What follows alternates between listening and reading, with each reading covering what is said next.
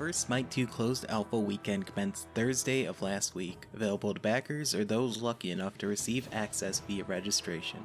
For many, myself included, this presented an opportunity to get our hands on the game early and experience the developer's vision of what a sequel to a long-standing, free-to-play, massive online battle arena entails.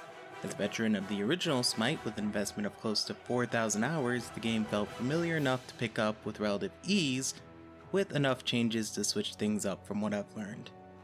Overall, I enjoyed what time I was able to put into it before the test ended on Saturday, but there were a few elements that nagged away at me towards the back of my mind. So, without further delay, here are my impressions of Alpha Weekend 1. Let's start with the feature which impressed me the most, build diversity. In Smite 1, the combination of items that provided the most of a given value were generally the best ones. It led to a level of min-max that made builds extremely rigid, losing a great deal of situational application outside of some defensive items. Now, all items can be bought on every character, no longer restricted by damage type or class. They've also replaced physical and magical damage stats in favor of intelligence and strength. While some characters like Anhur or Kukulkan only benefit from building one or the other, someone like Odin can build into either, depending on which skills the player wants to prioritize. There's also Cernunnos, whose kit clearly benefits from hybridization of the two.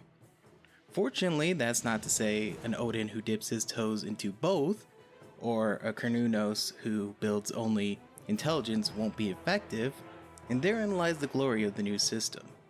Additionally, with the inclusion of items with actives attached, which exchange premium stat line for an extra ability, there's not only more room for theory crafting, but also mid-match adaptation and personalized execution. The other set of changes that I came to enjoy a lot was to the Conquest map, a standout being the inclusion of bushes. Familiar to anyone who has ever booted up League of Legends, bushes provide stealth to characters inside of them. While a seemingly straightforward method of catching an enemy off guard, if someone sees you walk into one, it creates an interesting metagame. Did you back to base or move further in? Will you try to attack or just wait for an opportunity? This is something the other player is going to have to consider while also trying to work on executing their own gameplay, adding yet another layer of strategy to each match. Fire Giant and Gold Fury, who make a return appearance from the first game, feel harder to complete than ever, but given their new buffs it feels like an appropriate adjustment.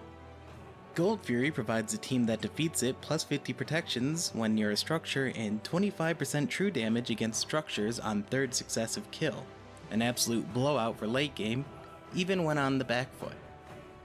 Fire Giant on the other hand, when defeated 4 times, will give the team 100 plus strength, 100 plus int, 90 plus protections, 4% HP regen, and 2% MP regen.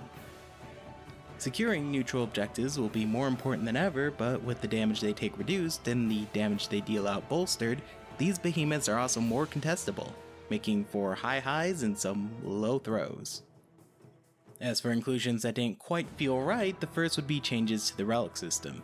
In Smite 2, they've been dwindled down to 2 beads and wards, and provided free of cost at the beginning of each match. In regards to beads, it is now a universal element of the game, with everyone having access to a CC cleanse every 3.5 minutes. While getting CC'd can be frustrating and beads have always provided a healthy counter to the mechanic, I can foresee growing aggravation down the line as tanks run down squishies with their allotted get out of jail free card. Best case scenario, they succeed. Worst case scenario, they trade their beads for their targets and get to do it unimpeded next teamfight. And while this is not a guaranteed effect of this change, I know should it remain as it is come 1.0 that I'll be hitting the gas pedal even harder as a frontliner, as the risk of doing so has been lowered considerably. Meanwhile, wards have been removed as a consumable, with the only means of placing one being the relic on a 2-minute cooldown, or purchasing the new item Eye of Providence, which provides a sentry ward, also limited to a 2-minute cooldown. This means that your team will only have anywhere between 1 to 6 wards on the map, depending on whether or not Eye of Providence is purchased by the support, a near 50% reduction from the 2 to 11 in Smite, depending on whether Bracer of Brilliance was purchased. One of the most engaging elements of Smite throughout its lifespan has been the Vision War. something every role could participate in that would drastically alter team fights and attempts at objectives. But with the amount on screen at any given moment brought down and also restricted by cooldown, not only will it be harder to coordinate in a public setting, it will also make fights revision feel reductive. Lastly, there was a reoccurring theme of readability being a challenge during this alpha. Neith's first ability, Spirit Arrow, was a bit too translucent, which made it difficult to fire off accurately, especially when trying to flick it mid-animation. Sometimes the spirit animation wouldn't appear at all, but I did read a thread suggesting it was a bug shared by other line abilities in the game. On the other side of things, her other ability shared a similar gradient, which made it hard to determine whether or not they were being cast at you. There also weren't death animations, so I experienced a few times where we would commit to an enemy, I'd look away for a quarter of a second at the minimap, and then they'd be gone without a trace, leaving me confused on whether or not they'd escaped.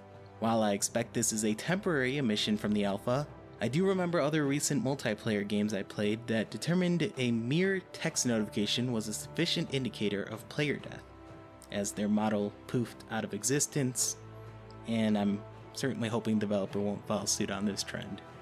And that's it, my impressions of Smite 2 in its current state. I'll admit that I was a little hesitant at the beginning as to whether or not a fresh paint job and new direction would keep my interest for the game afloat, as it has dwindled over the course of 11 years. I have also had the unfortunate opportunity to try out Hi-Rez's last project, DKO, which held a good deal of potential, but because community feedback was ignored and it left the oven far too quickly, the game crashed out of the gate, leaving me a bit jaded. However, assuming the team behind Smite 2 keep an ear to the ground, adjust accordingly, and don't push for 1.0 until the package feels like a worthy replacement for its predecessor, the current core of the game feels like a great start. At the very least, there's enough new there to keep myself invested while it gets fleshed out further. Thank you for watching, I hope you enjoyed. I expect to release a similar video for the next alpha weekend, which to my understanding will be a month from now. Should be interesting to see what, if anything, has changed by then. Till next time.